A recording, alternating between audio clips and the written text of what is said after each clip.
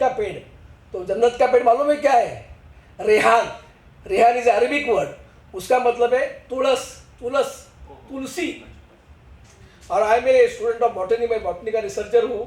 तुलसी इतना medicinal plant है, तो मेरे लड़के का नाम बनी तुलसी मराठी में और अरेबिक में रेहान रख दिया। और हमें कोशिश करते कि हमारे और मेरे घर में कितने तुलसी के पेड़ लगे हुए हैं। तो मैं चाहता हूँ कि इस देश में हिंदू और मुसलमान बड़े भाईचारे से, प्यार मोहब्बत से रह रहे। पॉलिटिकल लोग उसका कोई उसको उनको तोड़ने की कोशिश न करें। मुकुंद जी आपने बहुत अच्छी कोशिश की है, और आप ये बड़े आशादायी है कि ये लोग सब इकट्ठे अच्छे रहेंगे।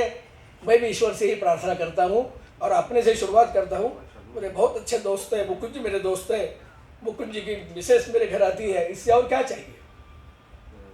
तो मैं इंद्र जी को नमन करता हूँ कि आपने जो मुस्लिम राष्ट्रीय मंच का काम हाथ में लिया है, ये बड़े जोर शोर से मैं तो यहाँ तक कहूँगा कि सर आरएसएस मुसलमान बहुल एरिया में कुछ शाखा खोले, कुछ स्कूल खोले और आरएसएस की शाखा भी शुरू करें,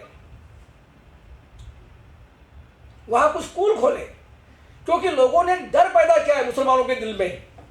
ये डर अगर हमें डालना होगा, हमें भगाना होगा, तो हमें लोगों में जाना पड़ेगा। और इसीलिए मैंने उनको अभी कहा कि मेरी लड़की डॉक्टर होने के बावजूद उसने योगा का डिप्लोमा किया, कबीले धाम लोनावाला में, बेंगलोर में भी किया, और अभी वो योगा सेंटर चला रही है और बहुत पेशेंट उसके पास आ रहे हैं। क्यों? योगा क्या किसी धर्म का है क्या?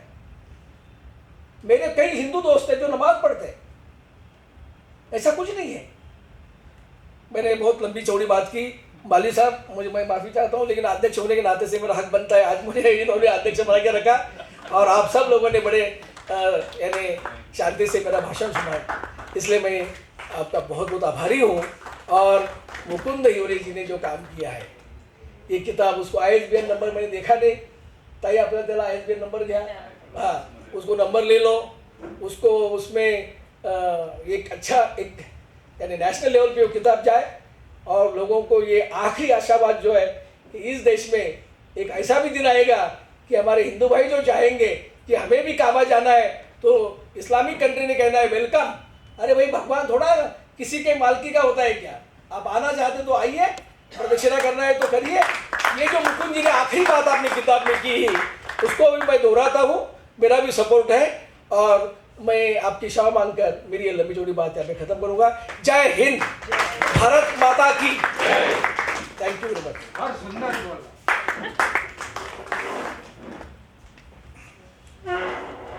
वेल डन डॉक्टर पठाण साहेब. मी आता हेमंत लेले यांना लेखकांचा परिचय करून देण्यासाठी आमंत्रित करतो. हेमंत लेले.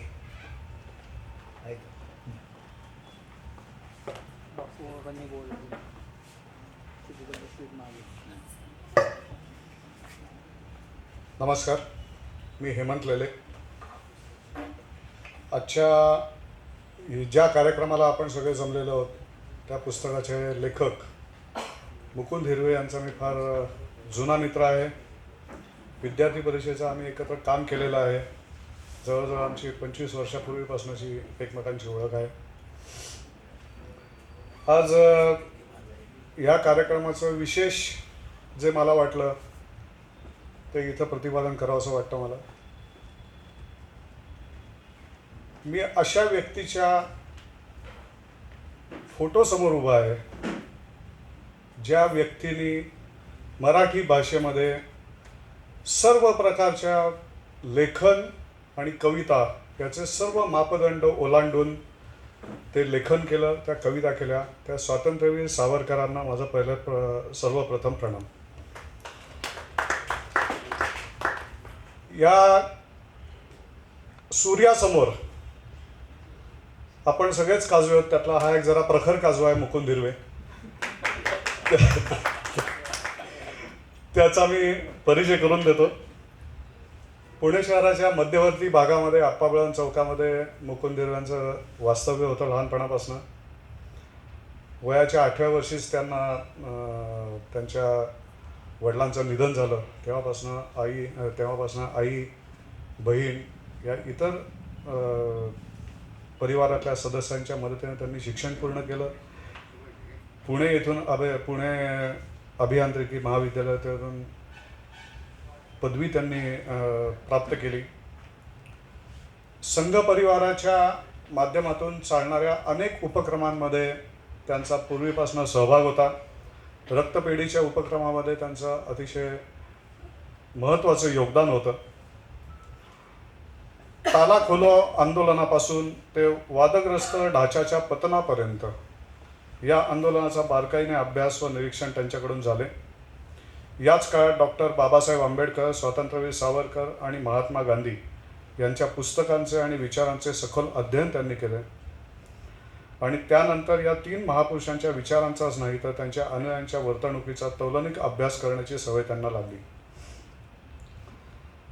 अयोध्येमध्ये प्रभू श्रीरामांचं छोटंसं मंदिर बांधल्यानंतर त्यांना अतिशय मानसिक समाधान मिळाले नक्की, पण दिल्या गेलेल्या आश्वासनाप्रमाणे मूळ राम जन्मभूमीच्या जागी भव्य अतिविशाल मंदिर बांधायचं हा जो संकल्प अनेक भारतीयांनी सोडलेला आहे, त्या संकल्पनाच्यासाठी त्यांनी आपलं सतत विचार अध्ययन चालू ठेवलं.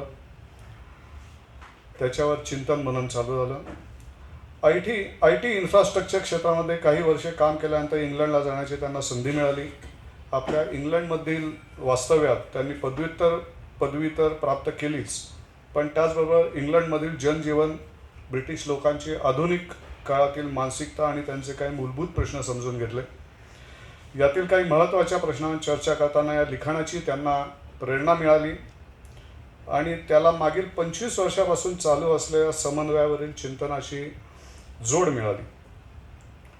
इंग्लंडमधून परतल्यानंतर माननीय इंद्रेशजींबरोबर या लिखाणावर चर्चा झाली आणि त्यांनी दिलेल्या मार्गदर्शन प्रोत्साहनामुळेच हा खरा कोहिनूर आज आपल्यासमोर सादर होऊ शकतोय.